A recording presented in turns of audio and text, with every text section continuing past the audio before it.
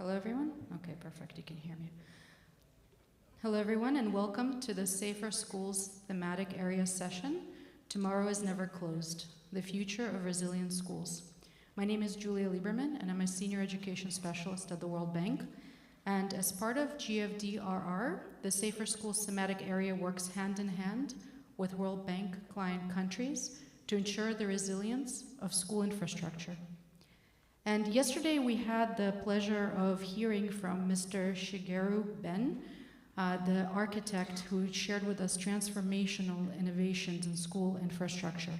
And so today's session is really a continuation of that discussion and an opportunity for us to further discuss with distinguished leaders, experts, and practitioners the potential of innovations and technologies to build resilient schools and ensure learning continuity. And it is my pleasure to welcome our first speaker, Professor Aiko Sakurai of the Graduate School of International Cooperation Studies of Kobe University and the International Research Institute of Disaster Science, Irides, Tohoku University. Professor Sakurai's areas of focus include school disaster safety, disaster risk reduction education, and education recovery. Welcome, Professor Sakurai.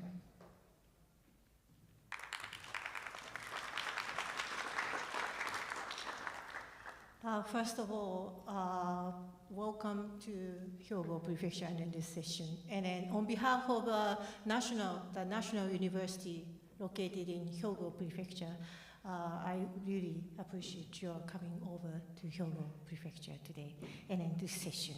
So thank you for all allowing me to deliver this opening remarks for the tomorrow's Never Close the Future of Resilient School session, organized by the Safer Schools team.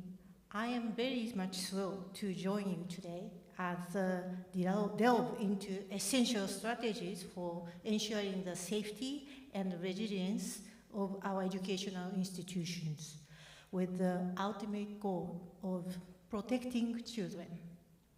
Although I am not an engineer, my expertise is in school disaster safety, focusing on disaster management and disaster risk reduction. My experience in Ishinomaki City, Miyagi Prefecture, where the tragic Okawa Elementary School incident occurred during the 2011 Great East Japan earthquake, have deeply influenced my comprehensive approach to school safety. Protecting children has always been at the core of my work. In recent years, my visit to Romania, Bhutan, Turkey, and Taiwan as a school safety expert have underscored the critical importance of resilient school buildings. We must remember that without safe and steady educational facilities, our efforts to protect children's lives during their education are severely compromised when disaster strikes. It is essential not only to construct and retrofit school buildings for resilience, but also to raise awareness about the significance of infrastructure. We must ask ourselves, how can we integrate infrastructure construction and retrofitting of existing school buildings into earthquake disaster education, ensuring that our schools, homes, and communities are safer? Innovative approaches to these challenges are crucial to our success. Today, we gather to share insights, experiences, and innovative solutions that will pave the way for the future, where schools remain sanctuaries of learning and safety, regardless of the challenges posed by natural hazards. By embracing the spirit of innovation, we can tackle infrastructure challenges and create environments where the safety of children is never compromised. Together, I hope we can inspire a global movement towards resilient physical learning environment where ensuring the safety and well-being of our children remain the ultimate goal and North Star. Thank you very much.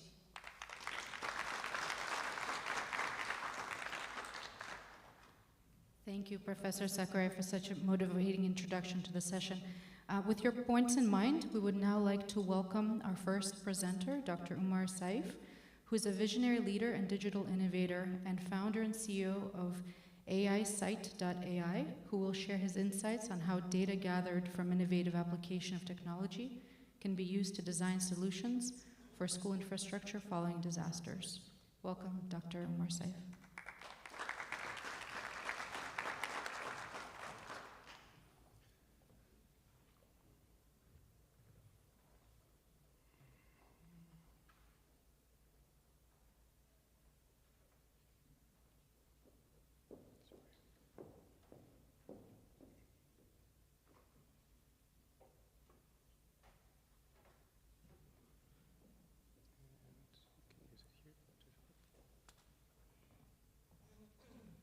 Hi, thank you for the opportunity. I only have 5 minutes. I'm going to do away with the intro and the preliminary introductory comments in this. But let me quickly get to the business. So in any disaster, the most critical aspect of response is to be able to quickly and cheaply gather data. If you know what has happened, you can respond to it. When I used to work for the government many years ago, that was one of the biggest challenges. If there was flood, you would need to mobilize thousands of people to go visit these communities, visit schools, and gather data about who's been impacted, how many more school children exist, and what needs to be reconstructed. Now, it just so happens that in the last few years, AI has become real, and a lot of data has become commoditized. So you could actually get data very, very quickly these days from various sources that are easily accessible. So you could start with administrative data, but also open data. So for instance, if you wanted to find out the road network of the world, there's OpenStreetMaps. You could go to a website, freely available, download data about OpenStreetMaps. You could get administrative data about schools, their enrollment, your geo-coordinates. But if you didn't have any, because schools are public facilities, they're typically geotagged in Google Maps, and people check in with Facebook and so on and so forth. So these open data sets are out there for you to access very, very quickly. You can also get a fair amount of satellite data freely these days. Not just black and white satellite imagery, i.e. Google, but also multispectral imagery from the European Satellite Agency, which has 13 color bands. So you can see where the water body has inundated a community close by. Water has a very specific refractive index. So you can use multispectral imagery to automatically generate inundation maps.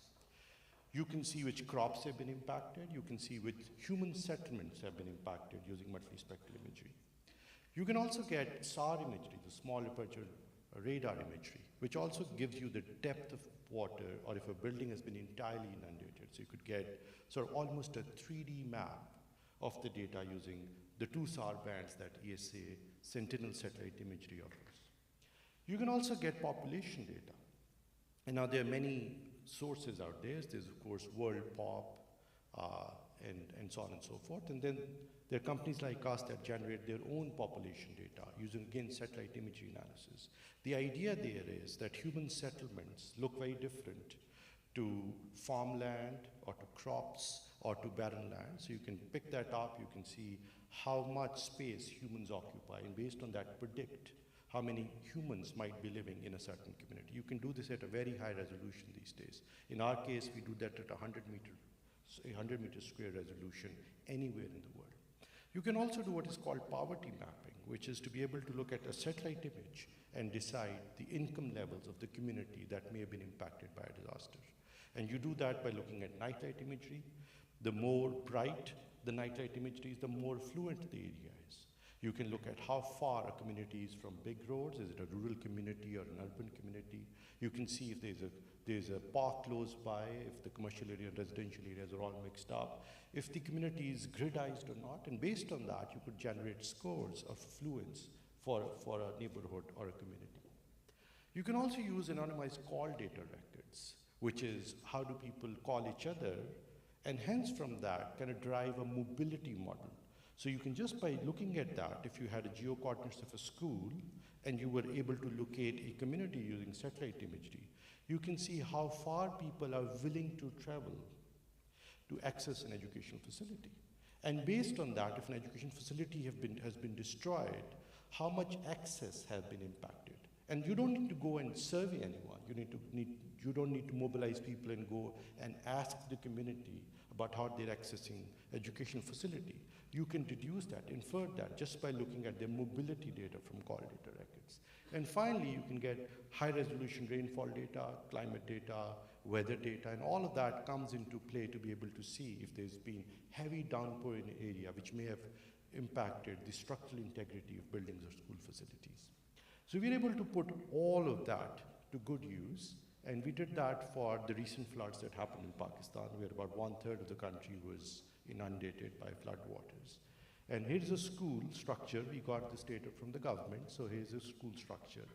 And we were able to very quickly get satellite imagery for that, run it through our AI algorithms, and automatically determine how much of that area was inundated by water. Of course, you can visually see that.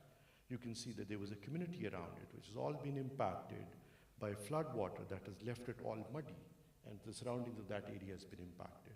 And the structural integrity of the building was damaged. That would be the far right end of that slide, which would be the structure of the building automatically extracted from satellite imagery. Here's another example of an area which has been inundated by water and a school facility that's been entirely destroyed. And this is by looking at the geometry of the structure, the texture and the color of the building, and if it doesn't exist or has been impacted, you could infer automatically if the structure has been impacted. And this is done through machine learning models on satellite imagery. And once you're able to locate schools, identify if their structures have been impacted, identify communities, understand how much population lived there, and from call data records, understand which school facility was accessed by which community, you could do what is called small area estimations, which means that you can pinpoint to areas and say how many people in this community were impacted because this school was destroyed. And do that almost automatically just by looking at these open data sources, satellite imagery, call data records, all put into a machine learning model, which automatically spits that out. Here's an example of that. This is images of the dashboard that we built for government of Pakistan. And what you see on the top right-hand side are schools and their catchment areas based on people's mobility patterns. What you see on the bottom right-hand side is a school that's been destroyed. And once these schools have been destroyed, what communities have been impacted and how many more out-of-school children now exist because these facilities have been destroyed. And once you begin the reconstruction process, which communities will benefit from that? You can almost pinpoint to those areas. And all of this was generated without mobilizing a single person to go to these communities or visit these schools, but to be able to automatically understand, infer, and plan where school has been destroyed, who's been impacted, how many people, how many children, what their socioeconomic level was, and if you're building new schools, how you're going to have a positive impact on access to school facilities, out-of-school children, and on what we call white space, which is communities without schools. I'll stop here.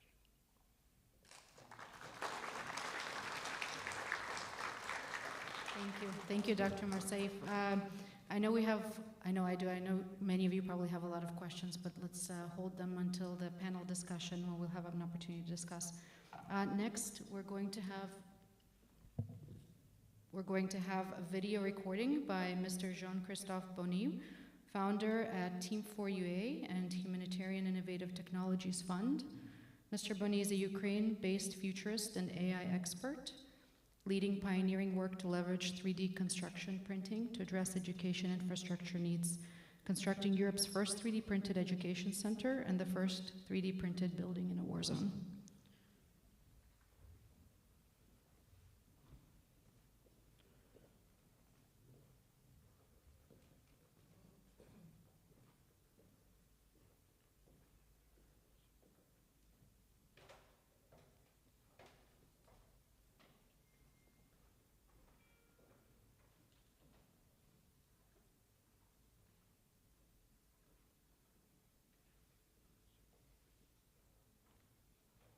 For you and it, that's a charity fund based in Ukraine, was created in 2022 and mostly intervening in Ukraine territories for recovery, emergency situation, and post-disaster scenario.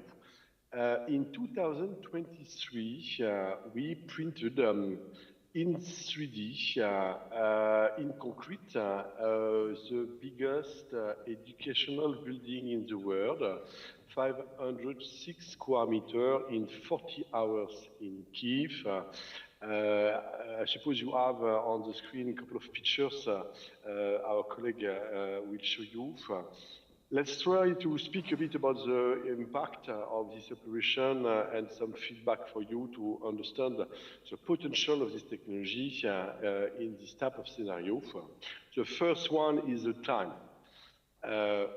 Post-disaster scenario, it's not only a question of cost efficiency, it's also a question of being able on site very fast, whatever are the situation.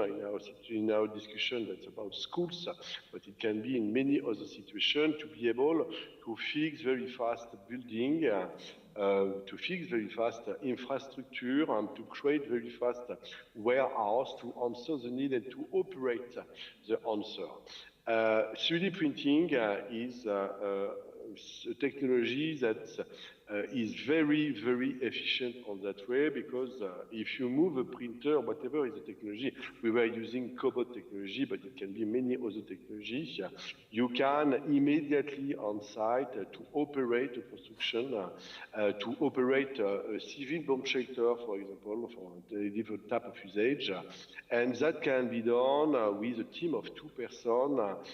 In our case, we had 2 persons on site plus a support team, because we needed to train my team and to be able to do some research and development as well in Ukraine.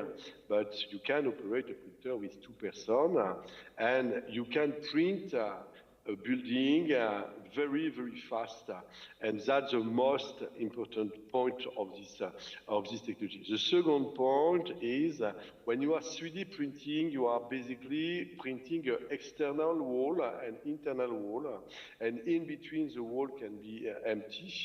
And the fact to have empty wall allow you to very efficiently allocate inside the wall isolation, insulation, water system, electric system.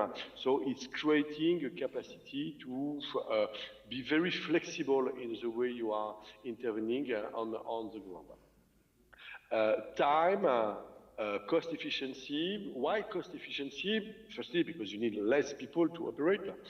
Secondly, because you are using less concrete on site. As it's 3D printed, you have a model which is done digitally before by architect and engineer, and this model is followed by the printer, and it means that you are not losing a lot of materials, and you can operate a cost efficiency on material. Last thing that is very important is the safety. Every people I'm speaking with, journalists, other operators, NGO, are asking me about the safety of the concrete. Is the concrete as safe as other countries? To be able to do 3D printing with concrete, you need to have a layer that is stronger than a normal concrete to be able to support the weight of the next layer on the next phase. So to do so, in addition of the traditional recipe of concrete, you are adding 1-2% of chemistry, accelerator, plastificator, to allow you to have this acceleration and to create a process in terms of the concrete, of steaming, to give more strongness. And by a couple of hours, the concrete is 40 times stronger than the normal concrete done without this chemistry. So it means that you are building a structure that is having the same quality in terms of capacities and the structure you can do in infrastructure. For example, the beams were steamed when you are compacting the concrete, and that's how it's done. Look, I consider 3D printing as one of the main technology and a set of technology to answer a post-disaster scenario with AI, of course, with capacity to do imagery and so on, because of this flexibility, because of this capacity to operate whatever it is. We need 3 trucks, so a plane can access without any problem anywhere with all the material needed to operate, and that's one of the key tools we can have. Look, I'm having a lot of information. I'm again sorry to don't be present on the ground with you today, because I'm having an obligation in Ukraine due to security reasons. But my contacts are shared by the organizer, and I will be more than happy to work with any of you, to give you any of information. We are actually in Ukraine working with United Nations and most of the main donors, international one, and we would like to share this experience and to participate to other operations worldwide if there is any need. I wish you a very good day, and thank you for this invitation.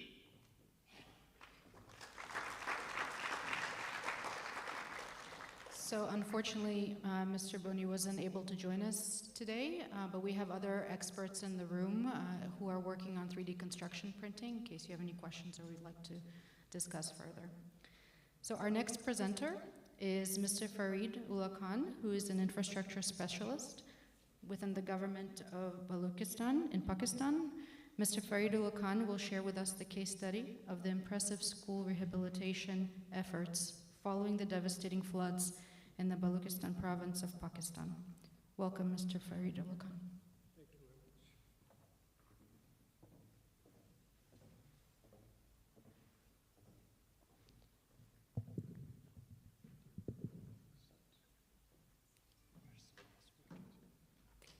Thank you very much. Assalamu alaikum, everybody. This is Farid Ullah Khan from the government of Balochistan, Pakistan, infrastructure specialist. I'm going to present a school pre and post disaster situation.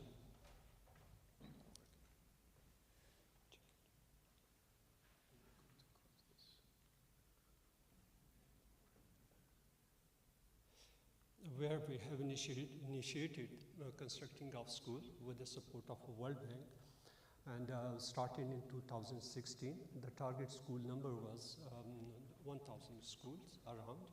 And while constructing these schools, I tried to get the data from the different stakeholders. I couldn't got the data, especially in terms of resilient structures. I also went to our provincial disaster management authority, and some of the data I received from them.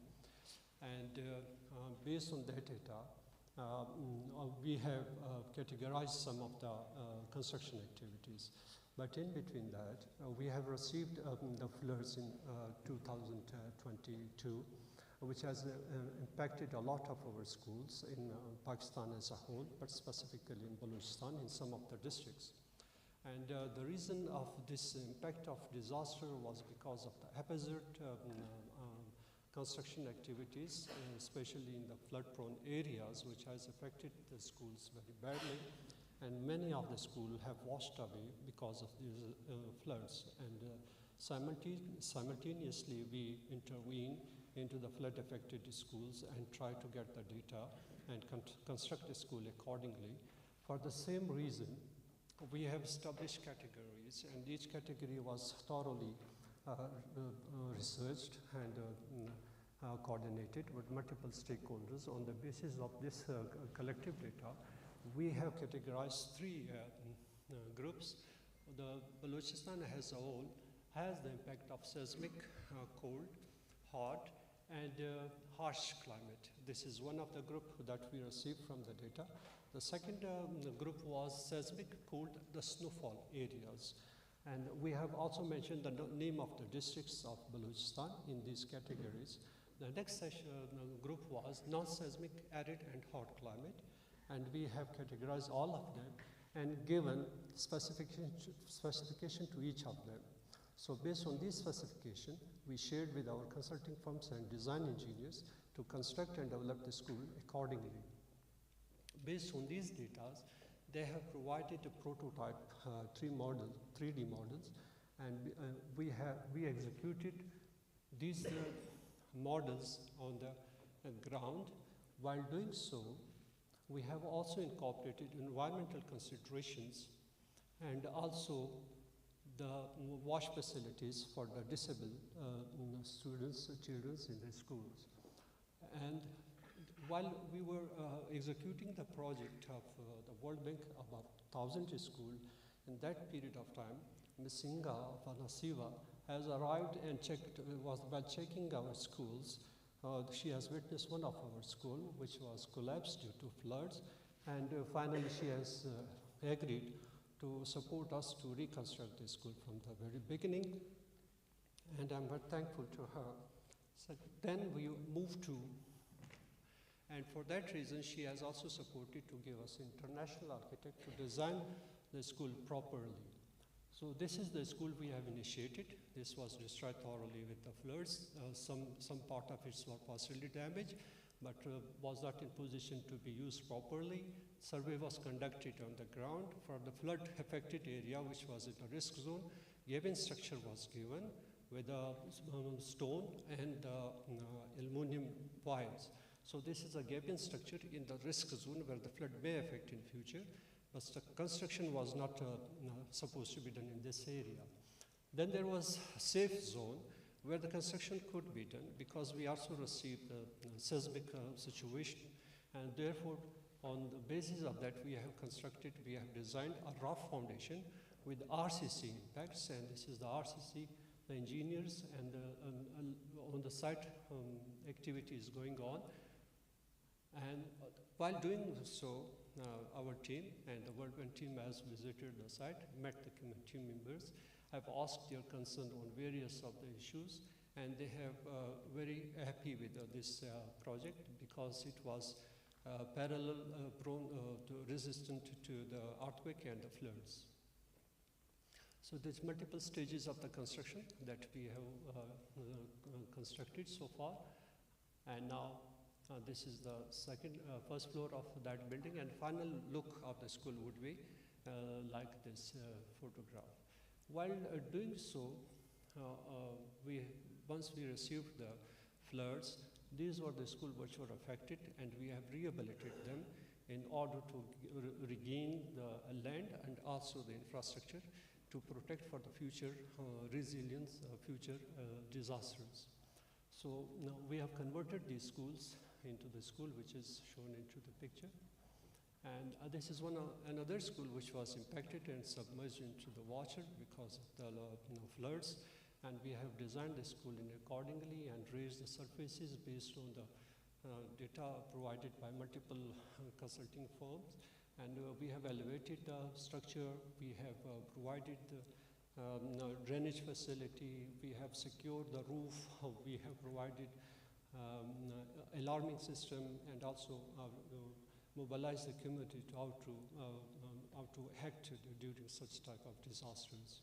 So this is the school which was disturbed in one of our region, that is Dera Murad Jamali, and now the work is under progress. Hopefully in a month period of time we will complete the school at the same manner.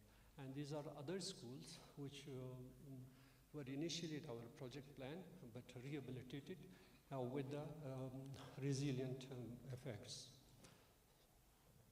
Thank you very much.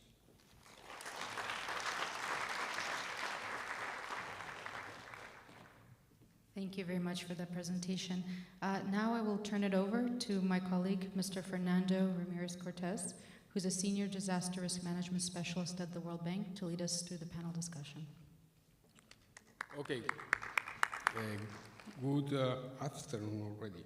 Yeah, I will call on our distinguished panelist, Mr. Dasho Shewang Chopel, Secretary of the Ministry of Education and Skills Development from Bhutan. Please take a seat at this stage. Thank you. Mr. Sahad Ahmed, Joint Secretary, Ministry of Federal Education and Professional Training from Pakistan. Thank you. Mr. Repsi Escobedo, Undersecretary for Operations, Department of Education from Philippines. You see that. My colleague Keiko Inoue, Practice Manager for Education in South Asia region from the World Bank.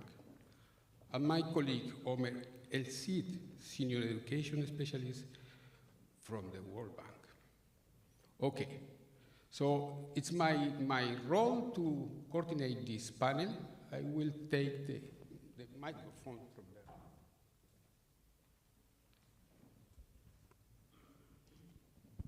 Thank you. And before starting, I would like to highlight two things. Number one, this discussion is about resilience in school infrastructure. As the name of the session, our challenge is to discuss how to support developing countries on increasing the capacity to recover after disaster has affected thousands, hundreds of schools. Number two, we need safer schools. We need resilient schools. But resilient is not enough. We also need inclusive learning environment. We need green learning environment. We need healthy learning environment, physical learning environment for children. We need also teaching and learning-oriented physical learning environment for children. So keep in mind that the challenge is not just to make a safer structure, but actually is to improve the whole physical learning environment for children. So this is not a standalone policy, but a challenge more comprehensively. So we will have 2 rounds of questions. I love this type of panel because we have from one side, as you saw in the presentations, the experts in technology, but now we have representatives from the governments, policymakers, decision makers who deal with the challenges of managing school infrastructure. So my first question for each of you 3 is just to put in context this discussion is, let us know just three challenges that your government faces in order to make safer and resilient schools countrywide in your countries at scale. Yusek Escobedo, please.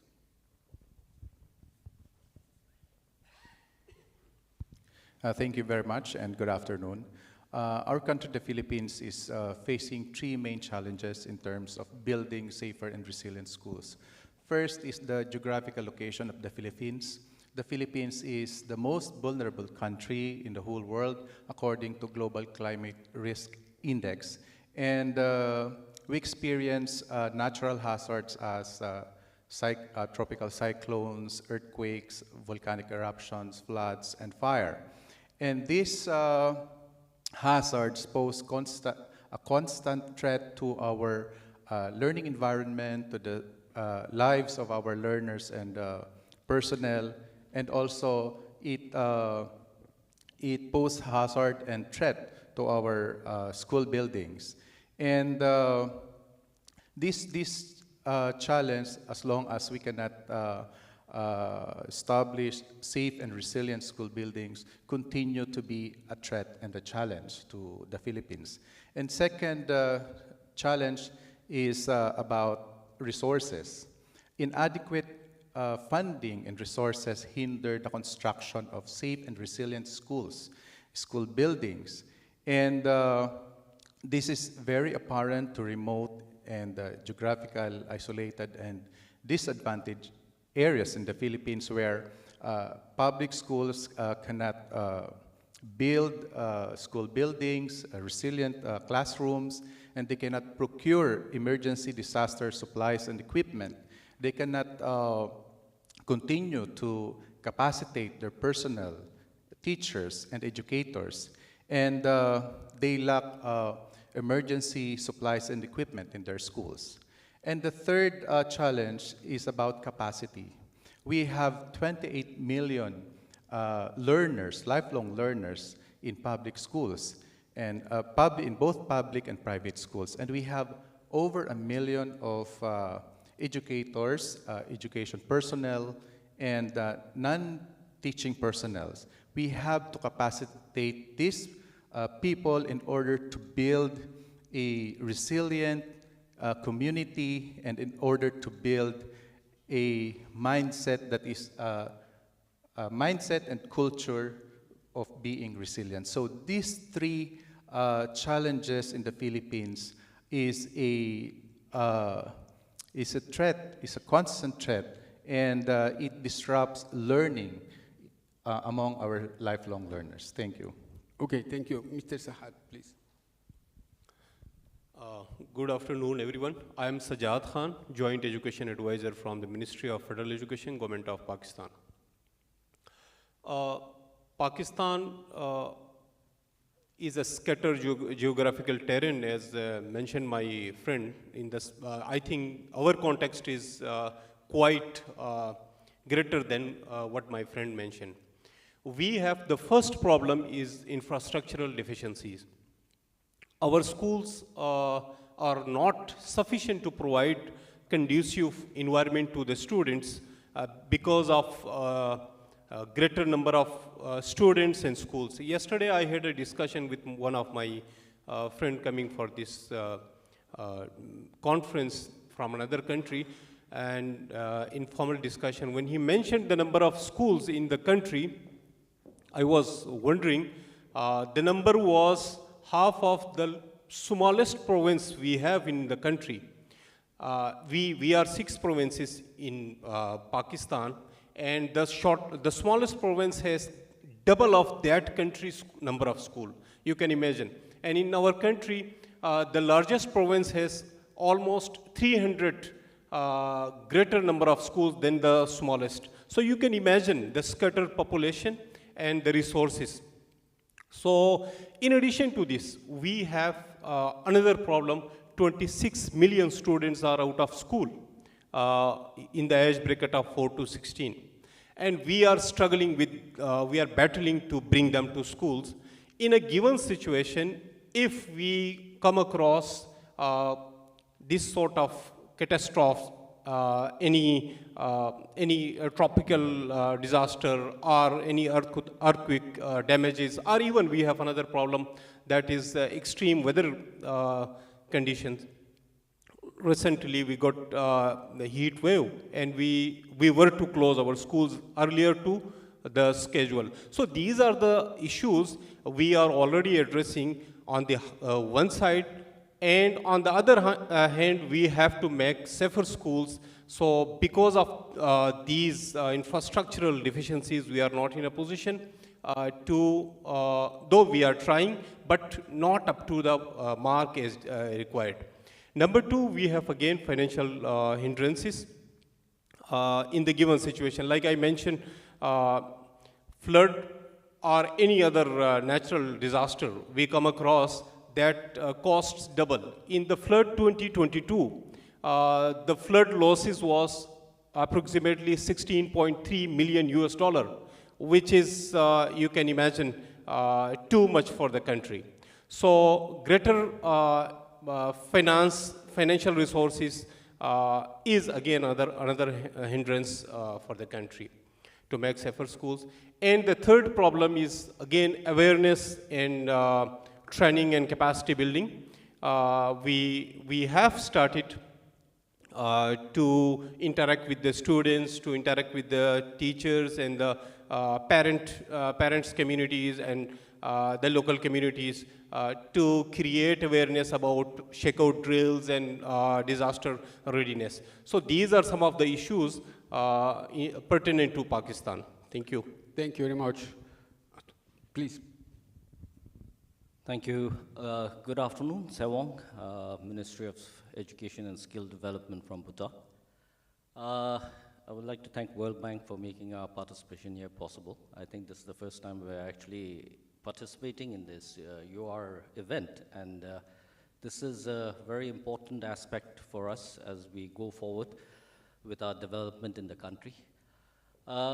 Challenges, we have many challenges, but we've been asked to keep it to 3 main challenges. So the first challenge, as my friends here from Philippines and Pakistan mentioned, is infrastructure.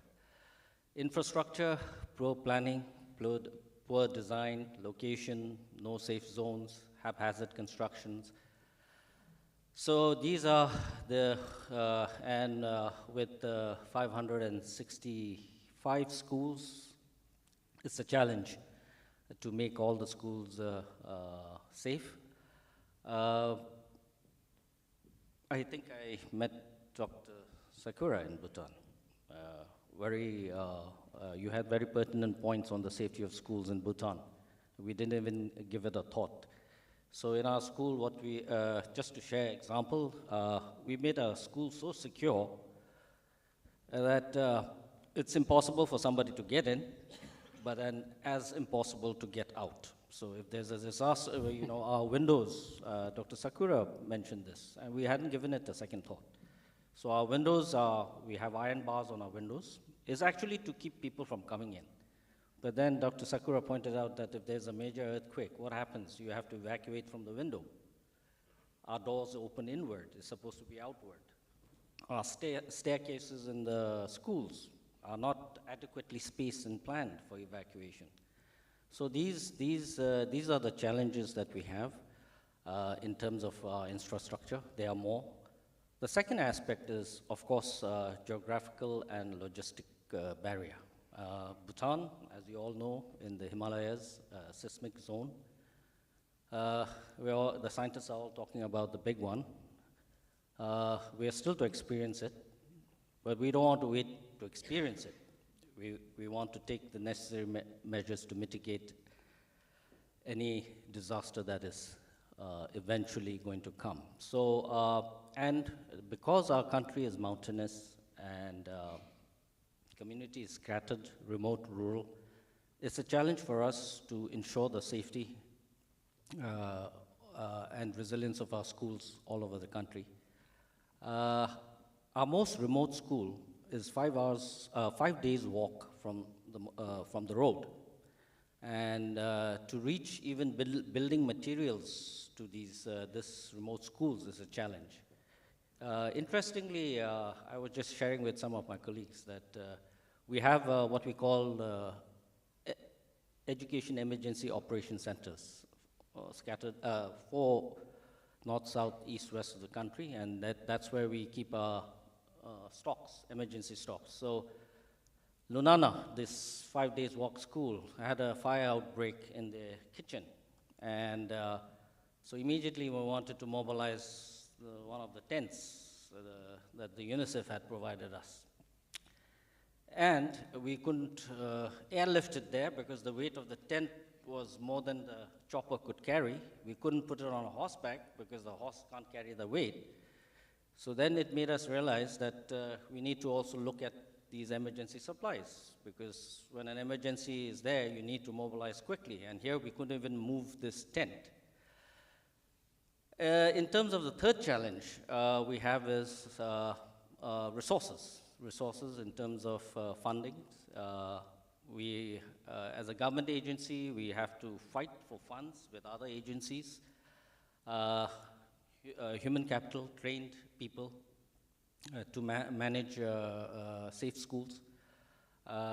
It's always a challenge when the budgeting comes, but our 13 5-year plan, we work on a 5-year plan modules. So our 13th 5-year plan starts next month.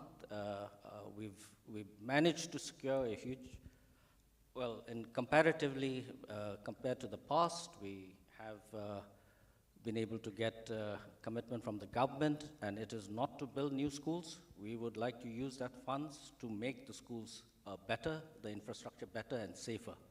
Thank you. Thank you very much. As you can see, we have 4 things clearly common in these 3 countries.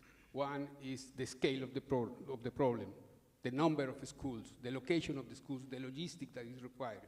Second, financing resources to intervene in these schools. Third, capacity. And the last one is awareness within the school communities. How innovation can help to solve these issues. I will pass over my colleague Omer for the second round of questions for our panelists. Thank you very much, and thank you for the insight information. So we have seen from yesterday's session how paper was used for construction, and now there is a session on 3D printing using concrete and mortar. So there are different innovation technologies, and countries are facing a lot of challenges with infrastructure. So the question is how to build in your country an enabling environment for innovation through technology when it comes to the school infrastructure investments.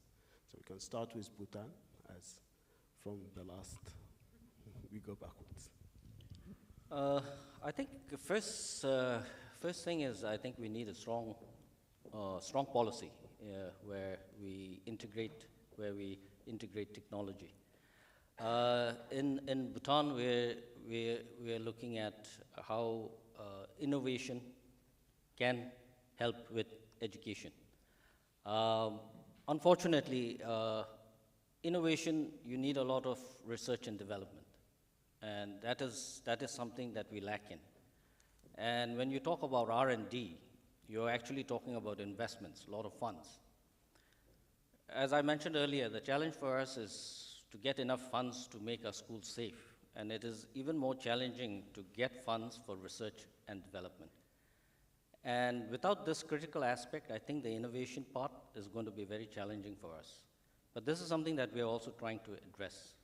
And I think as we go forward with the world is now digitally connected, there's so much innovation coming. We're talking about 3D printing this in Ukraine, they're building. But I think for us it will be a challenge to do this in Bhutan given our mountainous terrain. It's like I was just trying to visualize. You have a flat plain paper.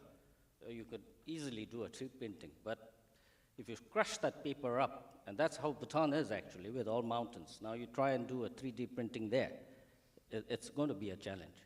So adaptability is important. I think we can incorporate certain aspects of innovation and technology in terms of actually connectivity, virtual learning, remote learning, places like the 5 days walk school I was talking about. Of course, they made a movie out of it. You all must have heard about it, the yak in the classroom.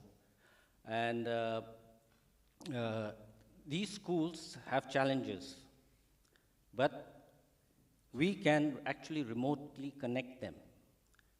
And the teaching and learning is, remote learning actually facilitates, learning and teaching. The teachers have resources which were not available, and these are available online. So one important aspect, I think, is connectivity, the internet connectivity. And it's even more challenging for us to reach it right up to the remote schools. But this is where it's an equalizer. So anything to do with innovation, technology, the backbone of it will be connectivity. And for us, the challenge also is connectivity, but the cost of connectivity in Bhutan, a landlocked country, is very high. Thank you. Thank you. The hope we have to use these innovative technologies in making the schools safer in Pakistan again, we have a bottom-up approach. We have started integrating IT in our schools is recently the government has declared education emergency for the next 5 years, with the understanding that finances will be parked from intersectorial mechanism, and accordingly investment in IT will be ensured. So we have started integrating IT in schools, like building IT labs, maker spaces. This 3D concept we have just started to teach to our kids how this works, because it will be quite difficult for us to make a top-down approach, borrowing from other developed countries without knowing into the roots of what are the actual mechanisms inside. So in the given situation, we have realized that innovative technologies are supporting us to make safer schools, and we have all started, and we have got the regulatory and policy approval and support from the government, as the Prime Minister has declared education emergency, as I mentioned earlier. And second thing again, this requires support from international organizations, donor agencies, and another model we have adopted, public-private partnership. So these are the areas we are expecting that will support us in the future to make the schools what is we desire today, to save the kids inside. Thank you. Sorry. Thank you, and again, good afternoon. In the Philippines, leveraging and harnessing technology is not a choice, but it is a necessity. And in the Philippines, we have to formulate and create a national policy and framework as regards to the integration of technology and the application of IT solutions into the disaster DRRM plans and strategies for schools, and of course for the Department of Education. And let me emphasize that in the national policy and DRR framework for schools, it should emphasize the use of technology and applying IT solutions for disaster risk reduction management strategies and concerns. And second, the schools and the education sector should capacitate their education officials, the school heads, teachers, and non-teaching personnel in order to build a correct mindset and a culture of a safe and resilient at the level of the school and different governance of education. And the third, the national policy framework should also emphasize how to mobilize our resources and financing, because the integration of technology and IT solutions in the DRR and creating an environment of safe and resilient schools and education, it requires funding, it requires resources. So therefore, the education sector, the schools, should have a plan and strategy how to mobilize and acquire this technology and solutions so that we could build a safe and resilient learning environment for our lifelong learners, teachers, and education officials. And third, we should capacitate our over 1 million teachers and non-teaching personnel, because how to use this technology, how to use these IT solutions is very critical and important. So we have to mobilize our school personnel, train them, capacitate them so that they could harness this technology, this IT solution, so that we can solve our problems, and together we can build a safe and resilient learning environment. Thank you. Thank you very much. So just to summarize the main challenges, so the common issues are the policies, adaptive technologies that can be used at the different levels and different needs and the funding for using technology. I'll pass for the third round of questions. Before passing the word to Keiko, who will summarize the discussion and the closing remarks, I invite you to look at a very short video about activities of the Global Program for Safer Schools, funded by the Global Facility for Disaster Reduction and Recovery.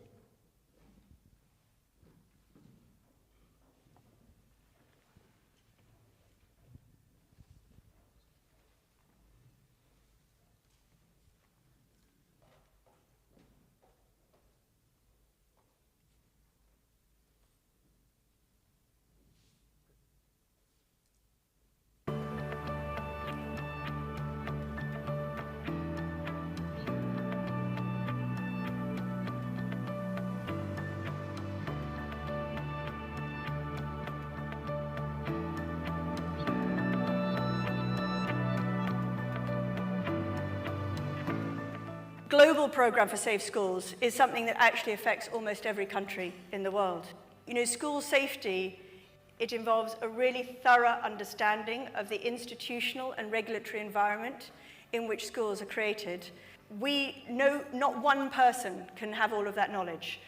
We need to take advice. And one of the key things in developing the roadmap has been actually thinking about when people putting together schools programs actually need to ask other people for advice and help. In the 2015 floods that were unprecedented in Malawi, we got support from the World Bank. We carried out a post-disaster needs assessment, which gave us an actual picture of the level of damage, the magnitude. We were able to see where we have the damages and what kind of damage.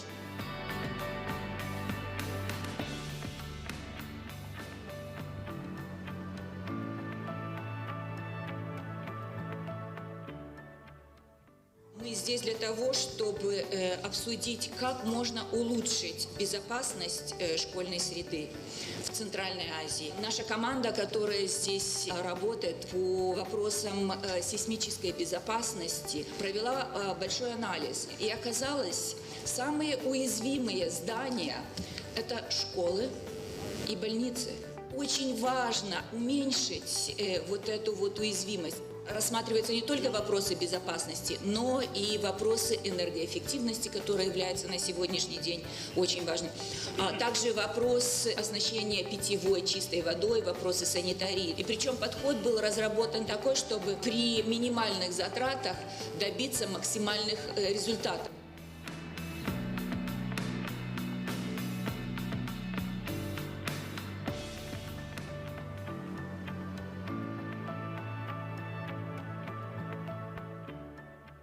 Cuando tienes el estado de cómo está la situación, luego cómo organizas esa información de una manera que te permita tener acciones concretas de implementación. La hoja de ruta te permite afrontar este reto porque te da un paso a paso muy específico para tomar decisiones técnicas. Asegurar que esas necesidades y de acuerdo a esos financiamientos identificados pudiéramos garantizar una óptima implementación. Que pudiéramos tener garantizada la manera en que íbamos a hacer la implementación para tener unos indicadores y un monitoreo.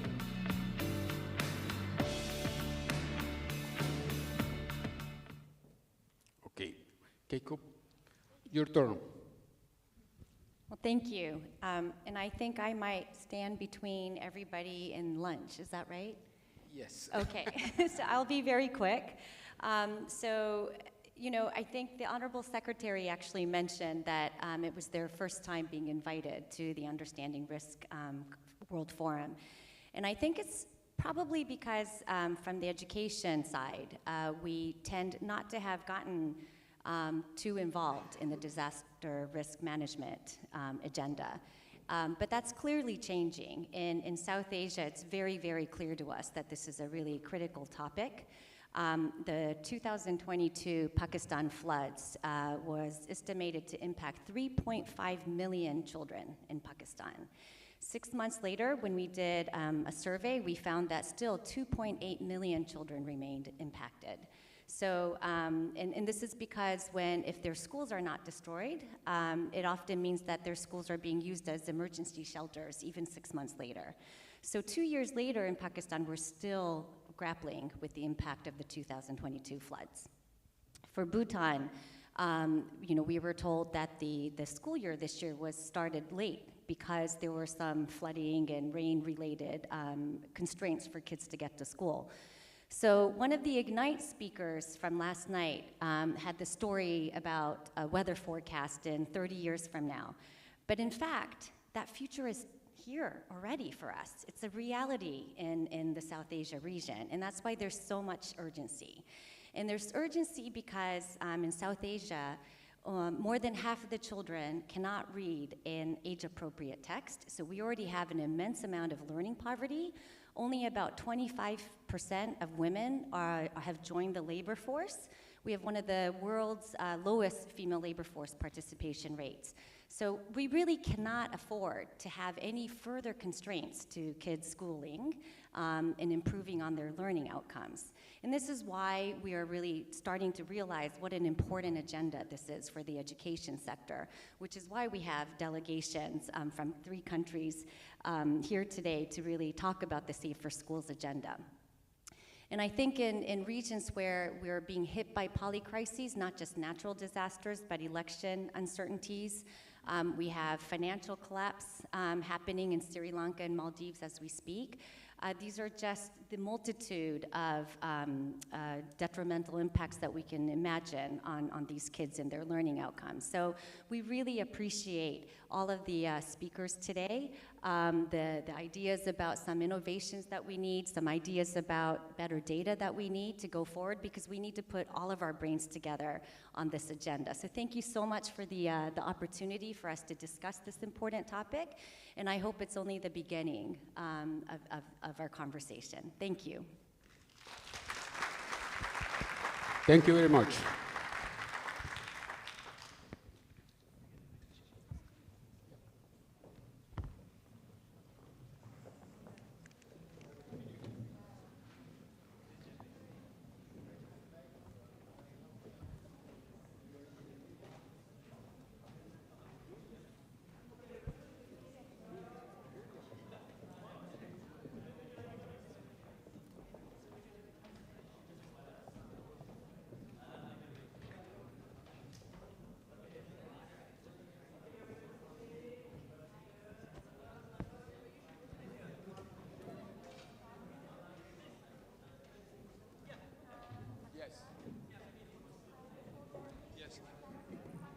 We are taking a picture with the delegations. Please come to the stage.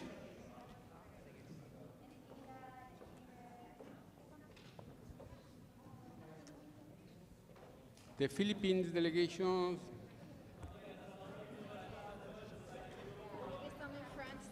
Okay, we can.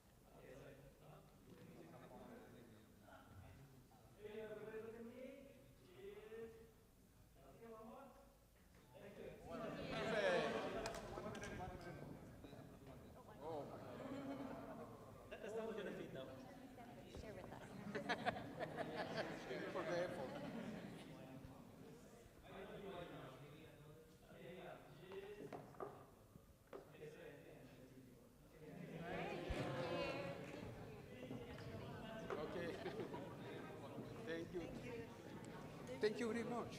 Thank you. Let me give you my. Oh yeah. Oh. Yeah. And I read about your background. Yeah, very interesting. I didn't know this was fantastic. Really great. It's great that it's February. Oh yeah. Yes, I am willing to stay 1 week, but I met him. He was very keen to stay. Okay. Thank you, Secretary. Start. Maybe next Let me time. give my card to you.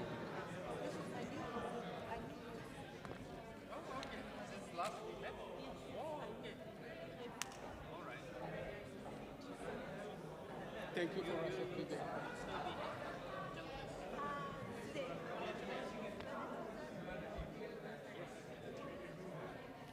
You came from Tokyo? No, based in Kobe now. Ah, in Kobe? Yes, Not far from here. Yes. Okay, okay. Very Okay. easy. Thank I'm you. very much interested in earthquake disaster education. We discussed this safety, including all the hazards, but we need to separate. Yeah. We have a booth with a VR, virtual reality experience of earthquake in schools. It's downstairs. Oh, okay, I'll check that. Yeah, I will show you.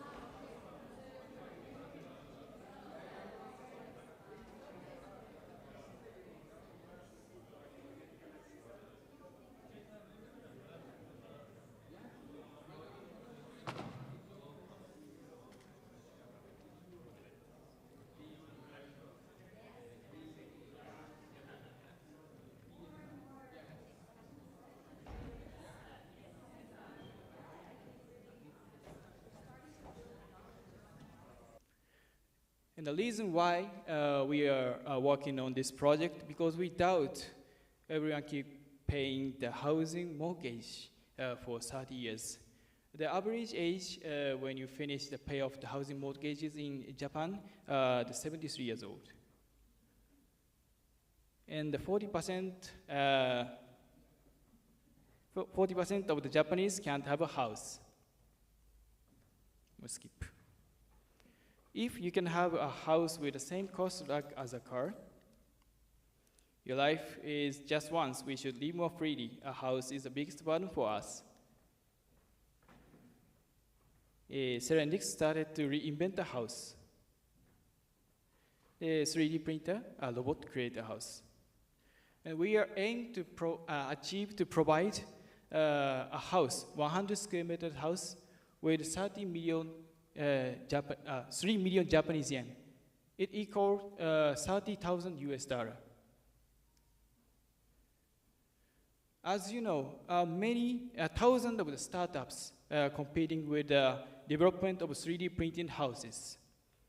But they are doing to print a house with the same way with an existing housing method. You can see the write down images.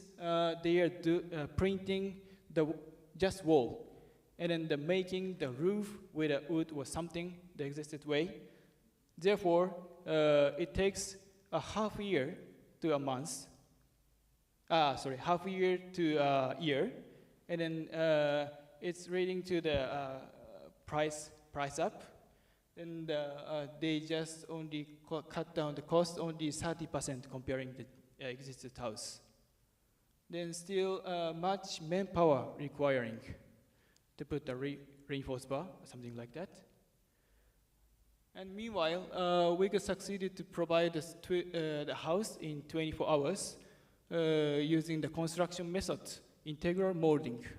The integral molding is to print in the factory, not on site, the factory, and then bringing those parts to the site, then assemble it. You can imagine it's like a Lego. And then as a result, we can provide a house. Price is as much as a car.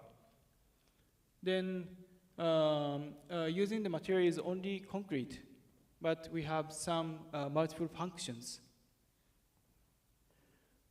Our building has a double structured wall, and our building can be passed severe European insulation standards. And then Japan is a seismic country, so the Japanese construction standards is very strict, but we can pass it. Our building has the function of the resistance of earthquake. And then the longer construction period leading to the cost up. So we are aimed to build a house in 24 hours or around that by making the process, housing process robotizing. The increasing the housing cost is not the problem in Japan, but the world as well. Someone tweeted, could this end housing crisis worldwide? And we are the company to develop, to make the digital data. We will provide our digital data to the partner which has the printer in the world, not only Japan.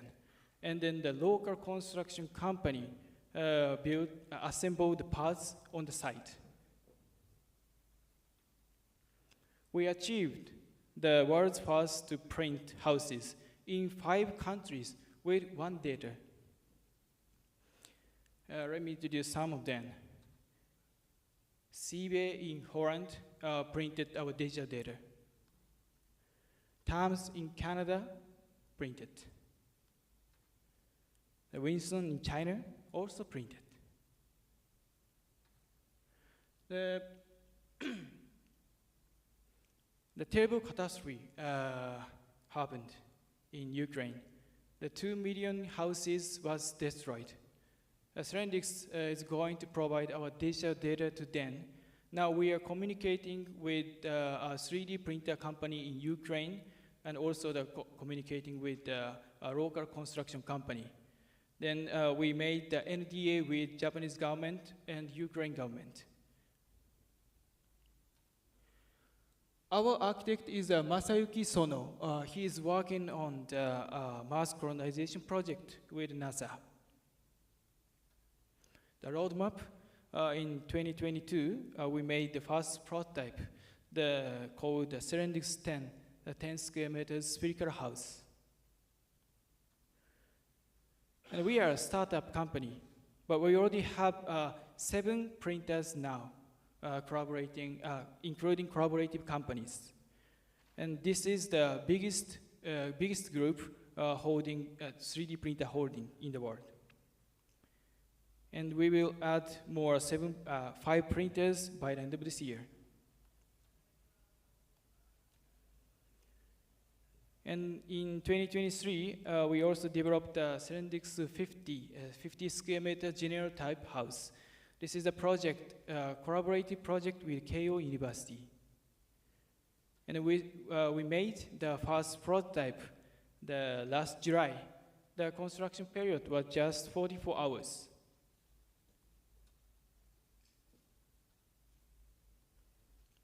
We have a lot of inquiries from the client. Well, let's say single company technology is limited. The progress should be achieved when we work together. So we are making the consortium. The consortium is like a group, companies group. then to make the latest house. And over the 270 companies joining in our consortium now. And we are working on R&D with them. Actually, to provide the 3D printed building requires 7 essential technologies. Of course, the material. Now, the material technology is progressing to print like this beautiful design, technical design. And also the printing technologies. This is the list of the 3D printer companies in the world. And then Lightchrome is the major 6 in the world, a major 6 3D printer company in the world. And then we are working on the project with communicating with them. Actually, the Apisco, we are talking with the Apisco, the WASP, and TAM, the Cobot, Sibe, the Baltico, Winston, Black Buffalo, X3s.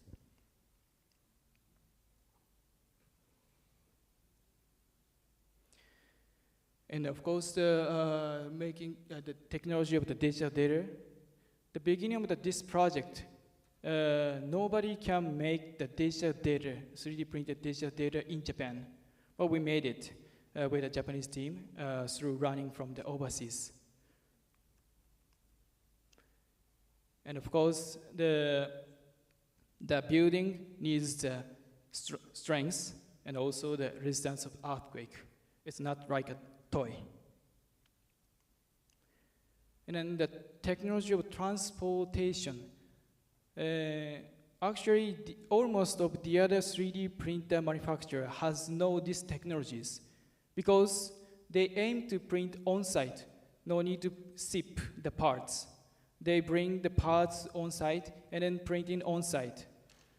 But actually, we don't do that. At the beginning of this project, we tried to print on-site, but we recognized it's very difficult.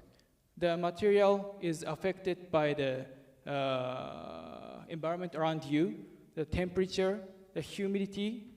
Even if you are an expert of the 3D printer, it's not easy to print.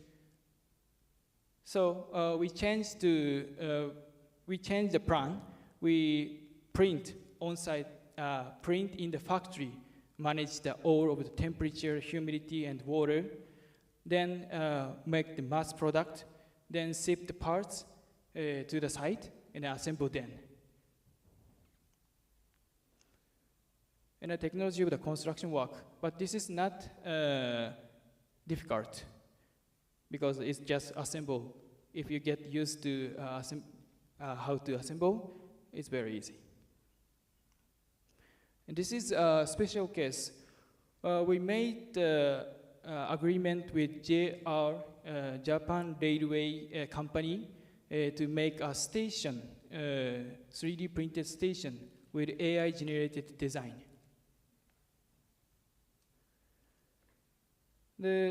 Just providing the house is not enough. Providing the ecosystem is also important. For example, the housing insurance, the credit card. If you have a credit card, you can buy a house.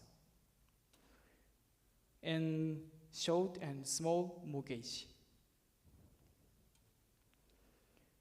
And then we print not only the building of the wall, but also the window using the resin printer. In the near future, we have a plan to test full-scale seismic test for proving the safe visually. And we have a plan, the mass product of the housing process with the robotizing. From 90 years ago, in our country, the automobile industry started. The first one was handicrafted, but they do try robotizing. Then 40 years ago, they finished to robotizing, and they can provide the car the price is current price. And in 2023, we strongly think is the beginning of the robotizing in the house industry. We talked to the ex-CEO of Toyota to help us to make the housing process robotizing.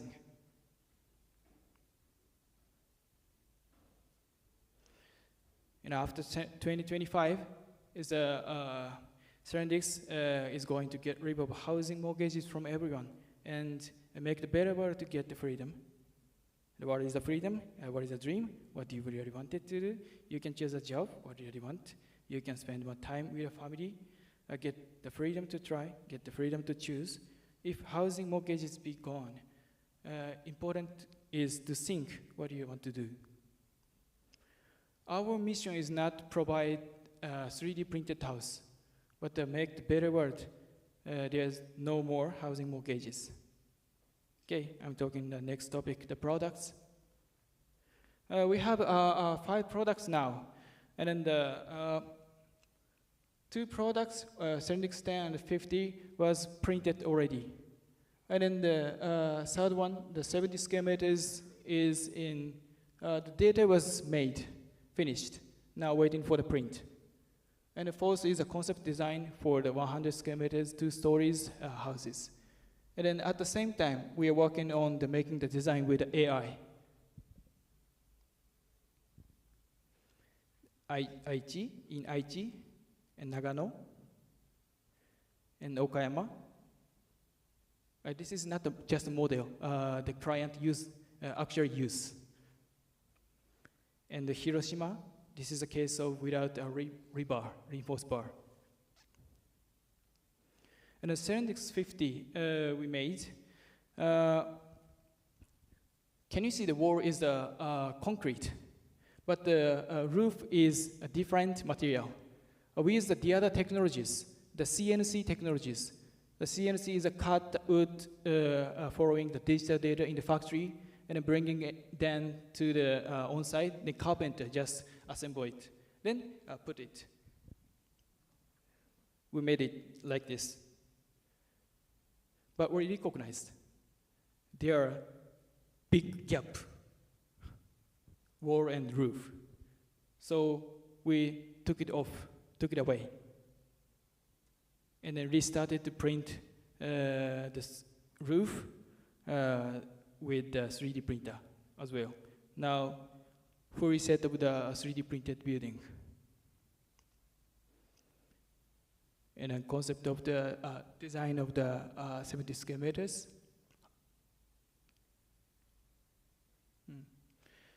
And the next, AI-generated design. The beginning of the generating is not realistic, but while repeating to generate, it will be the one can be printed.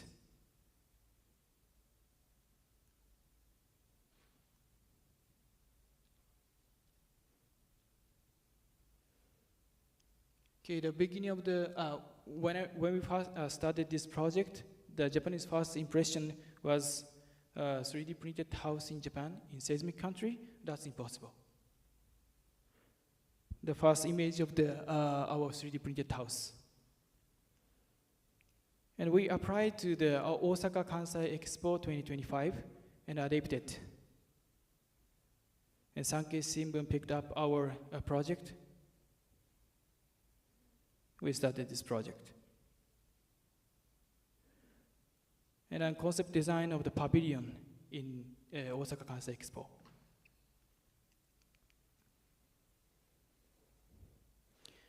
And I will talk the 3D printed industry briefly.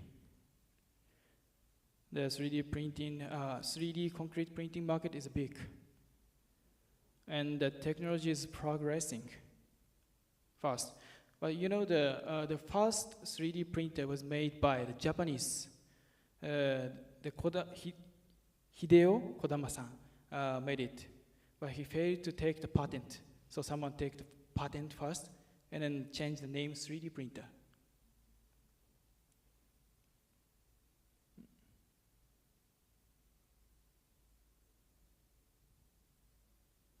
Okay, let's talk about the main topic of this presentation. If we proceed the school, proceeding to make the school with a 3D printer, it's very important to think about the time and cost.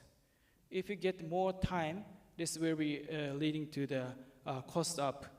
The time, actually, 2 points. The first is making the design, the time of making the design.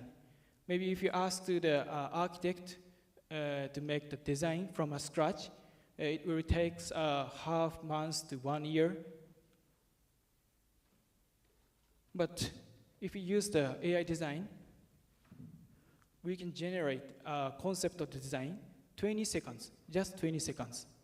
If the architect made the design based on the concept of the AI generated design, it not takes much time. So we can reduce the time.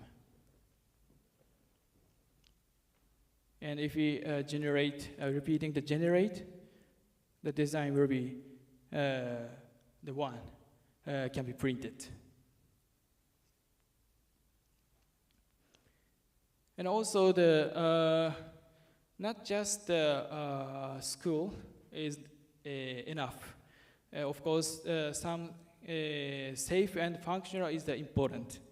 Of course, our 3D printed school has the function of the insulation system with the double structured wall, and then also the following to the Japanese standards resistance of earthquake, even in your country, not in Japan.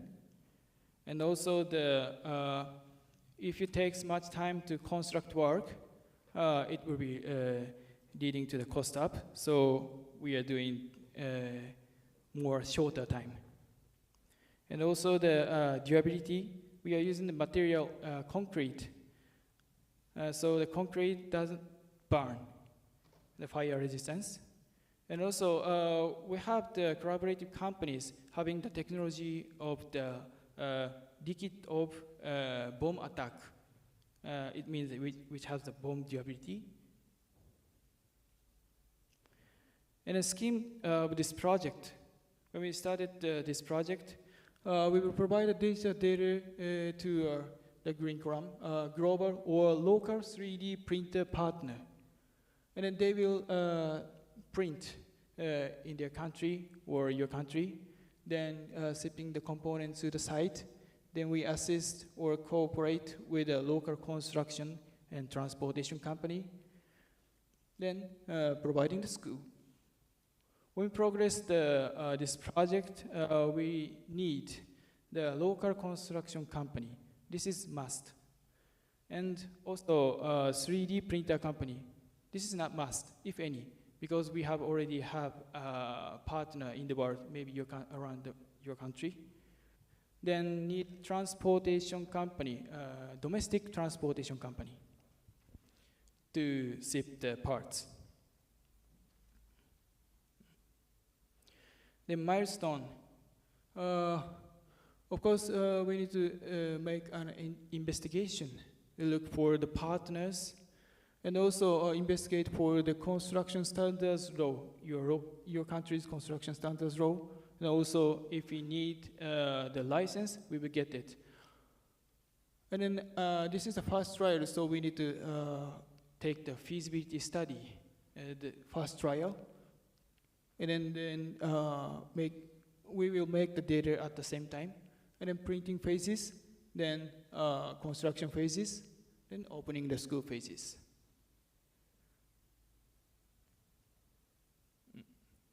The message. The existence value of the startup is solving problems. The companies does an extension of existing business, but we think the startups should handle innovative businesses from scratch. There's a huge market if there is a big social challenges there. Darwin said, it is not the strongest of the species that survives, not the most intelligent that survives. It is the one that is the most adaptive to change. Sorry, we can't translate it because this is image. The Serendex is going to get rid of housing mortgages from everyone and make the better world that can get everyone freedom. Thank you for your attention.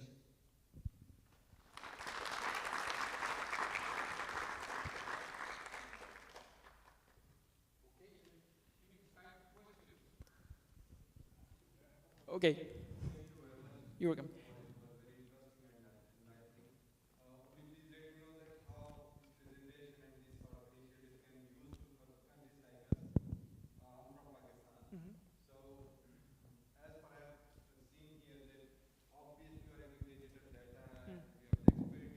Everything like that.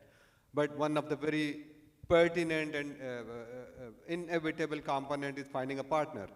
So how would we find a partner there in our countries, in South, particularly in my own context, because in current year, next year, I mean, starting from July onward, we'll be in the process of making somewhere 15,000 to somewhere 15,000 rooms, classrooms in one of our provinces. Would you let me the way out? How? Can it be possible? How is it useful for me? Actually, I'm not sure.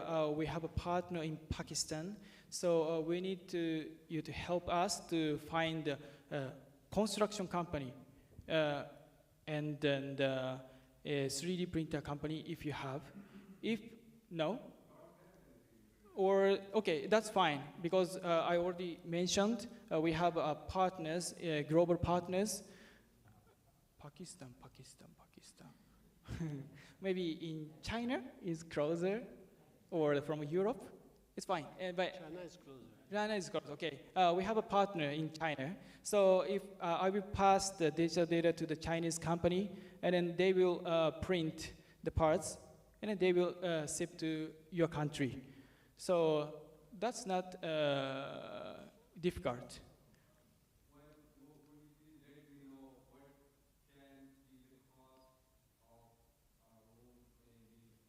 Actually, I cannot tell you actually, because I'm not sure how the design or. One of the obviously the topmost is the cost, and second is the time. Okay, so both, yes, we know that time efficiency is certainly there, but is there cost efficiency as well? I don't know. If I don't know about the cost efficiency, then how can I make an informed decision that should I move towards this initiative or not? Actually, to calculate the cost, we need to talk with you what type of the school needs first, and then we will calculate the printing cost at first. Then second, we talk to the construction company, local construction company, if the assemble the parts. And then transportation cost. Correct. Yeah.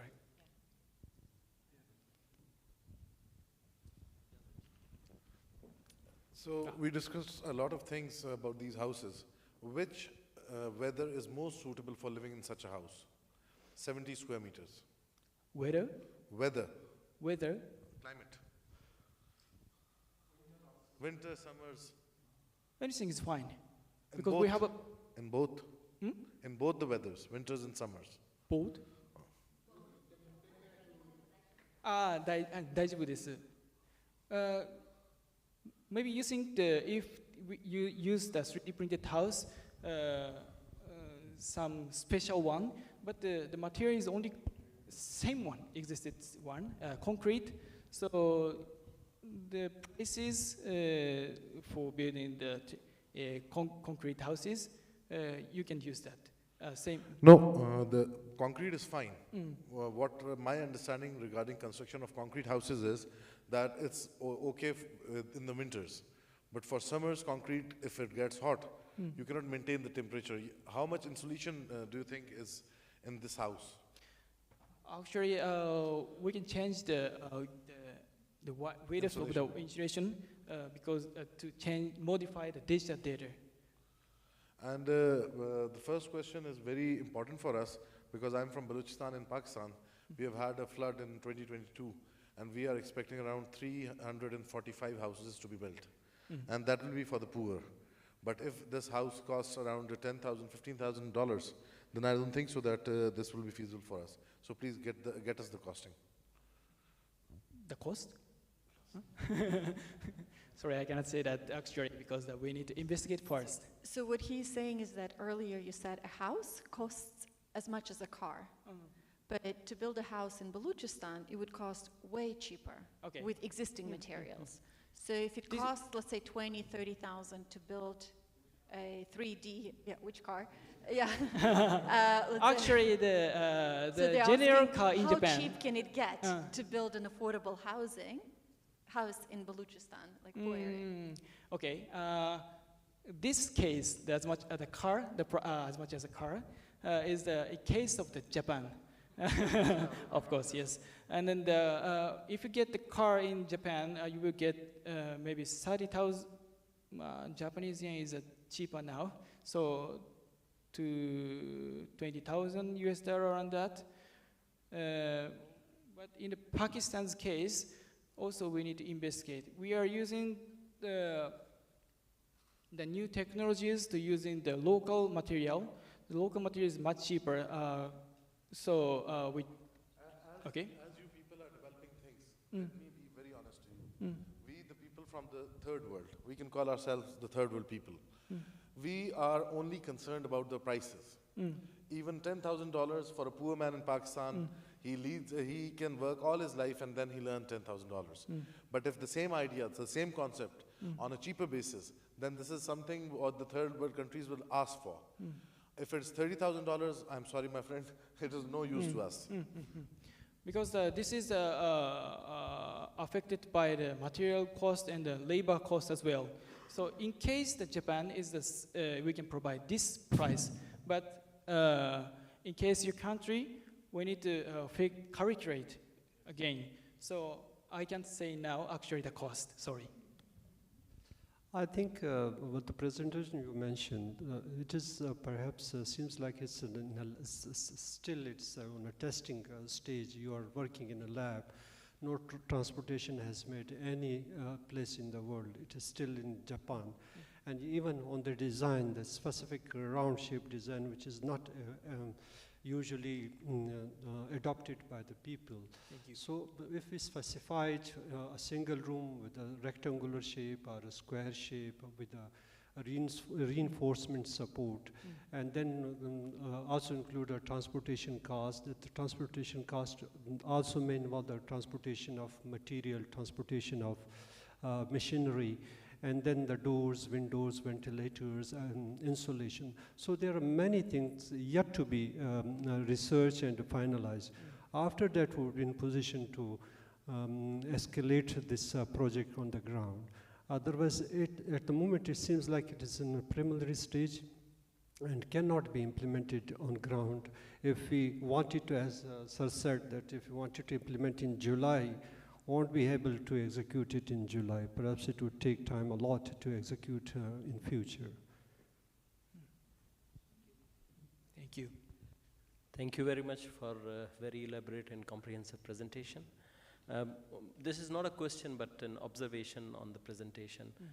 As early as 2022, you have experimented your first house in Japan. So this seems a far-fetched technology for the low middle-income countries. And we have just adopted one of the technology that most of the countries have been using, with the prefab structures. Pakistan has just come around to use this as a technology for constructing schools and houses. So this seems real far. But if we have the cheaper version of this technology and it is so time-saving and money-saving, then this technology in third world countries would be the most famous technology. Hopefully a cheaper version would be available for the low and middle income countries. That's important. Our mission is to get rid of housing mortgages from everyone. Making the better world, everyone can get a house more cheaper. Of course, not only the Japan. We said everyone. so in the world as well. How much is life of this material? For how long can it sustain? 47 years old. That's 47 years.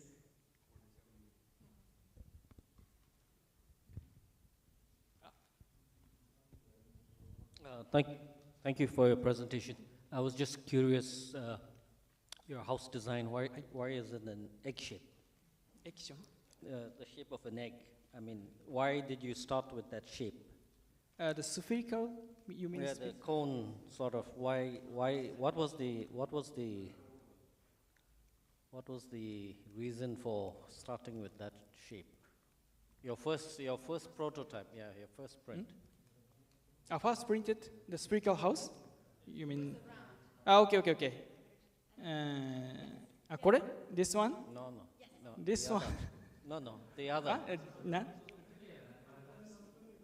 Just a moment. I will show you. Just a moment. Stop. Yeah, this no. Hi. Back. Which one? One more. Yeah, this one.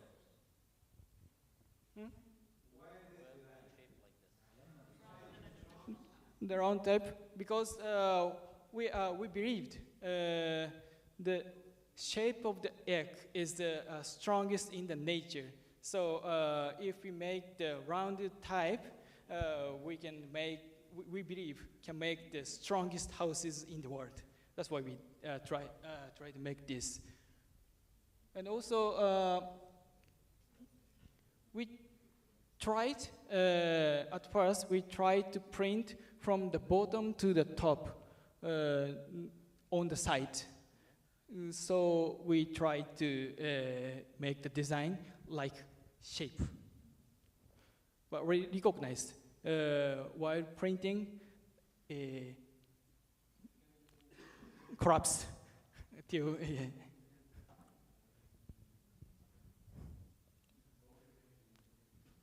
But maybe in the future it can be possible to print, because but near future, because we use this material, the technology.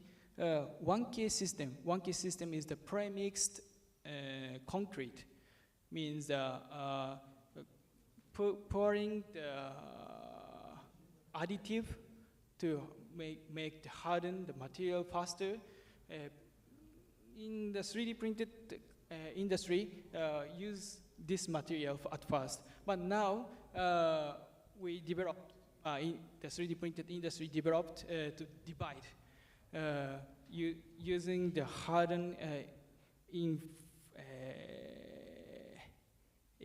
front of the extrude, so can be fixed.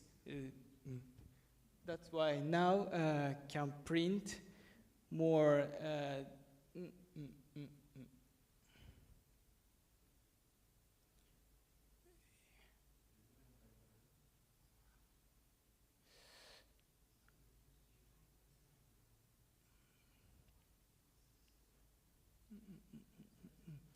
Can you see this image? These more technical shapes using the 2K material. If we use these technologies, rounded house, the print at once, may be possible. Yesterday, this printer arrived to the factory, our factory. So next month, we will try to print.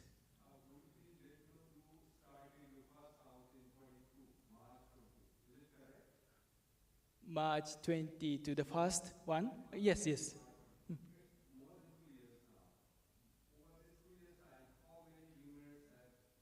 6.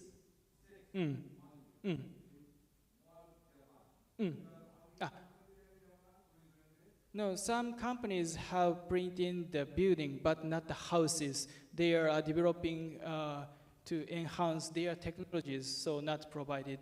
But we actually provide to the client. We only the one to provide the houses, 6 houses.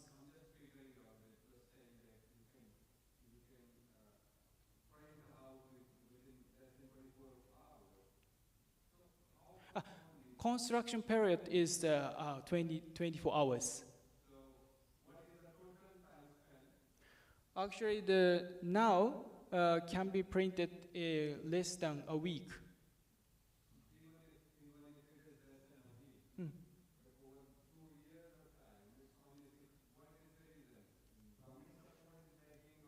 No. Actually, there are some.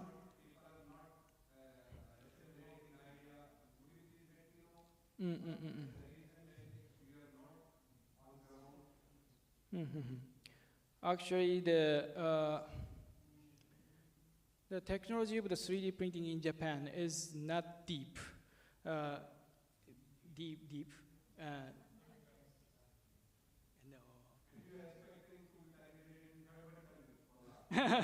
But that's no. So we tried many tests. That's why we can provide it now.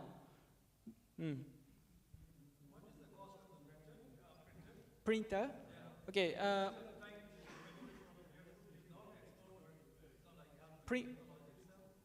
Printer's cost is getting down, going down around 300,000 US dollar per one now. But 5 years ago, it was 1億ってなんて言うんですかね。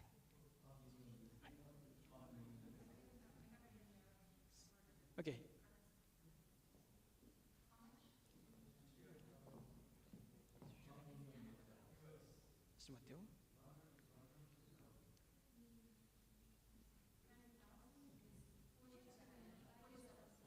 So this.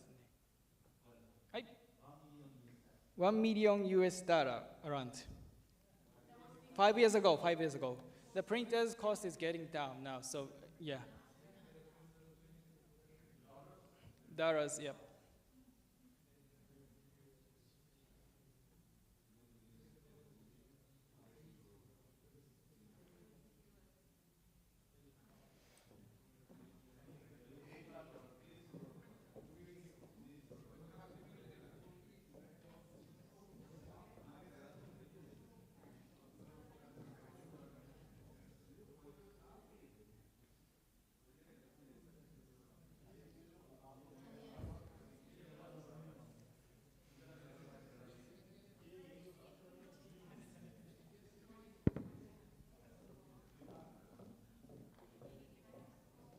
Sure.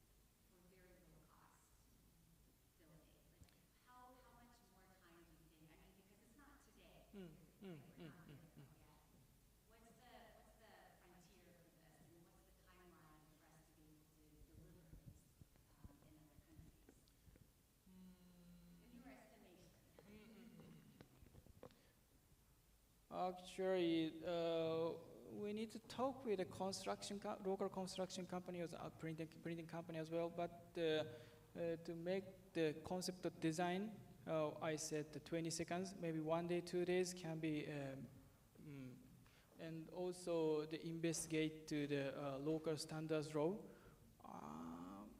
maybe a month to check.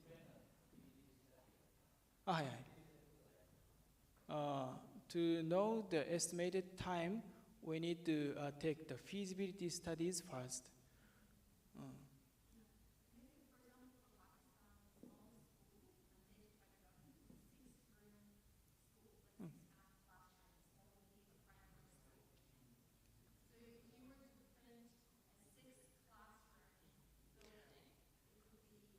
How scale it is? Square meter? People? Square meter?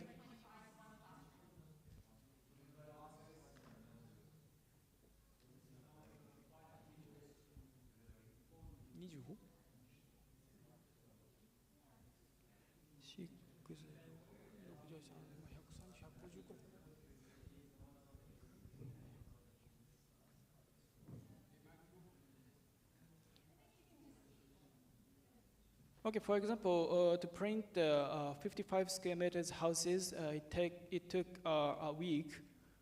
So maybe the 25 square meters and 6 classrooms, somebody to start 3 weeks, less than.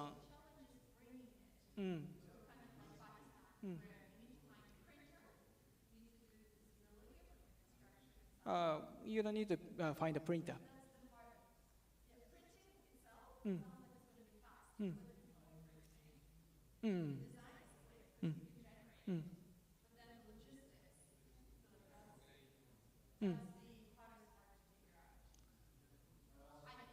Okay.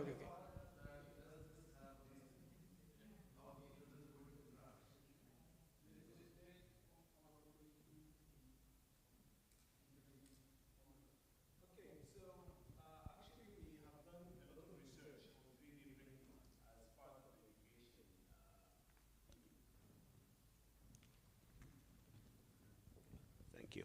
So our team has done a lot of research on 3D printing, and we have the opportunity to look into 3D printing in the US, Europe, also in Kenya, Malawi, Angola, and different parts of Africa.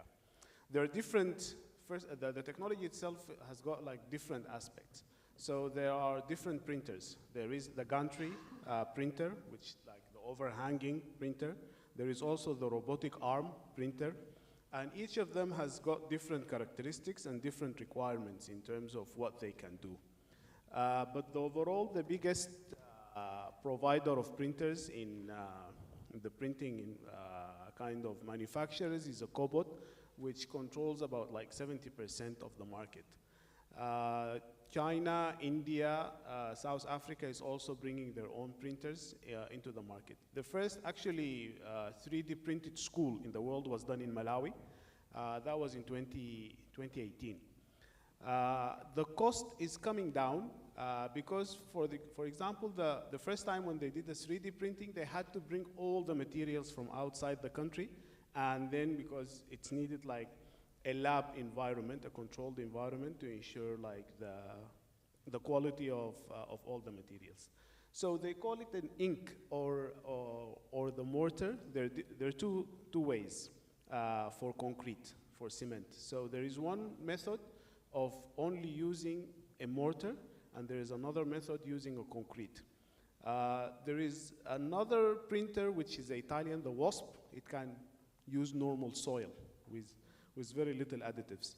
So the additives actually bring the material together to make sure that it's adhesive and it's strong enough to create a strength for the walls of something like maybe up to 7 times of the normal strength of a normal construction wall.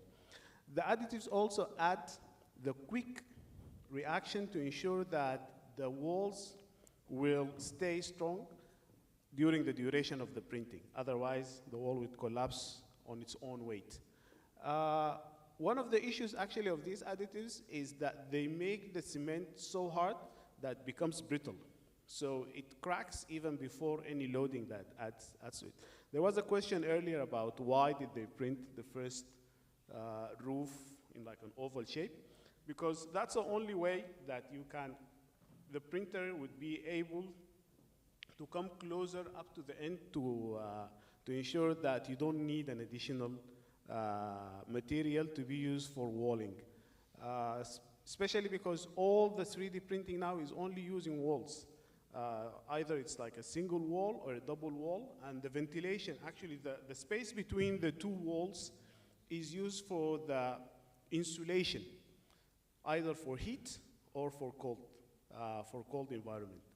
So once the walls are completed, then it's a normal construction, normal tradition thing.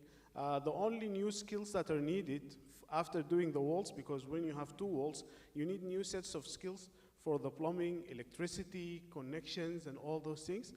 But in terms of the efficiency of the system itself as an environment, you use only the materials that you want. So end of the day, the waste that's coming out of a 3D printing is just a bucket. What is being washed to clear the pipes of the printer. So there is no waste. There is very little people involved in the initial. You don't need like the masons. But the next of the construction, all the finishing, all the activities like the doors, the windows, that's a normal thing. And also the pre-construction, that you have to do all the foundations, you have to make sure that the floors is leveled, and all these things you have to be done before the walls. So there are other ways actually of what they were suggesting in terms of having a modular housing or a modular building. The modular building is when inside, on site, they don't need to move the printer on site, because the preparation time for moving the printer on site to ensure that you have the levels, the foundation for the printer to be stationed and it's on the ground, is actually a lot of work. And it consumes a lot of material because you need to put footings for this gantry, or you need to finalize all the civil works for the robotic arm. So when you do modular construction, then it means that in the plant, you would be able to construct different parts and then connect them together. And the connection varies in different methods, in terms of putting them as a Lego, combining them together, or you could also put some sort of joints within the civil works on the foundation, the platform, where they will interconnect directly and then put the roof and the lights and everything. The cost is coming down so far. The first one that was done, only a classroom, was done in Madagascar. I think it was $140,000. It was about 100,000 euros, just for the transportation and the material and everything. But right now, because it's all being changed, the companies are also releasing the mixed design. It's not as controlled as it used to be in the past. Normal soil can be used with normal Portland cement, which is available in every country, which means the cost of the paste or the concrete or the ink varies. Every manufacturer uses like a different terminology for what they're using. And then it's the cost of the printer itself and the cost of the mobilization. That's the issue. So the cost varies between like 250, the cheapest, these are I think the WASP, and it goes all the way up to 1 million. But the printing time or the printing volume that it's needed to make sure that it's cost effective, that's another issue. So how much volume of concrete you will be able to print, based on that, you can work out your actual cost and compare it to your normal traditional or normal construction that's being used. But what it does save, saves time so far. That's for sure. But the other issues in terms of cost comparison, that's one thing. These are the costs. Actually, we had a very good presentation from Professor Andrew McCoy from Virginia University, where they're doing a large housing in the US using 3D printing, and they're using all the different type of printers that are being deployed for this project. And just to add, there's a lot more research that needs to happen. Oh, okay, thank you, sorry. So this presentation, we can circulate this presentation. I mean, this is just an example from the US. Obviously, this is not an example of Malawi or Kenya that we visited or anywhere else, but in Virginia, they went into very specific detail in terms of cost breakdown, variable fixed cost. They looked at, I mean, this presentation has like heat sensing, and like went into very detailed things that anyone could think of, because it was a partnership between the state of Virginia and Virginia Tech University and private sector. So there was many kind of partners involved, and they were all interested in how this would work. This was the first 3D printed house in Virginia. So they did a lot of research on it. And it went for sale, and somebody's living in it right now. But just to say that this is not indicative of our for example, where we're working or the client countries that we're operating in. This was used for research. The first house was used for research purposes. So all the sensors were being still deployed while people were living in the house to ensure like where are the weakest points in terms of the structure, how the ventilation, the heating during the summer, during the winter, all these things were kind of, and also what would be the best way in terms of connecting the building together, and reduction with regards to the heating bill and the lighting bill. So it was a full research. But the one in Kenya and Malawi, it's 3D printing construction. There's been 10 houses being, including the size, including the land value and everything. The house of 50 square meters was going for something about $30,000. This is in Kenya. This is like the most recent one. There is also another project that's ongoing right now in Angola. They're using for 300 housing units, but we don't have the information yet about the cost per unit in terms of how much it will cost them.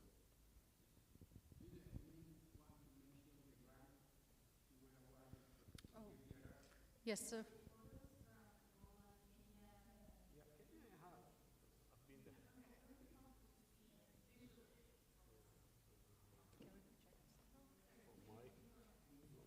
No, yes, thank you very much. So yes, we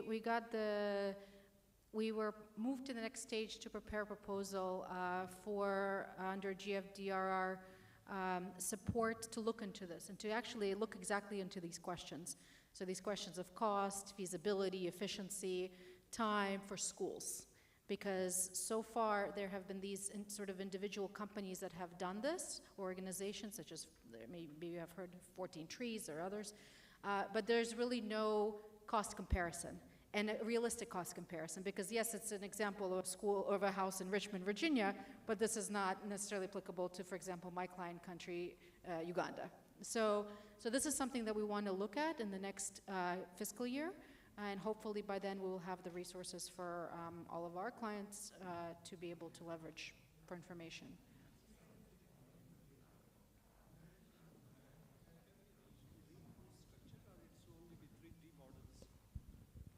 Can it be a reinforced structures, or it would be just a 3D models? Because No, the floods... Yeah, so in terms of the structural component of it, there are two ways actually. So there is one way where there would be hidden columns within the walls, the space between the walls. This is one of the structural approaches that was used. But there is another approach when using actually the size of the wall itself in terms of being the structural element. But this includes also a lot of additive material to bring the strength of the wall to a higher strength. One of the issues when using the additive material was the brittleness of the cement, and also in terms of the seismic reactions. So far, it's only the ones with the hidden walls which have had been proven to show. This is the example I'm showing. This is from Kenya. So they're still using the hidden columns inside the walls. But the example I think they were showing here, that they don't need to have this structural element. Yeah, this.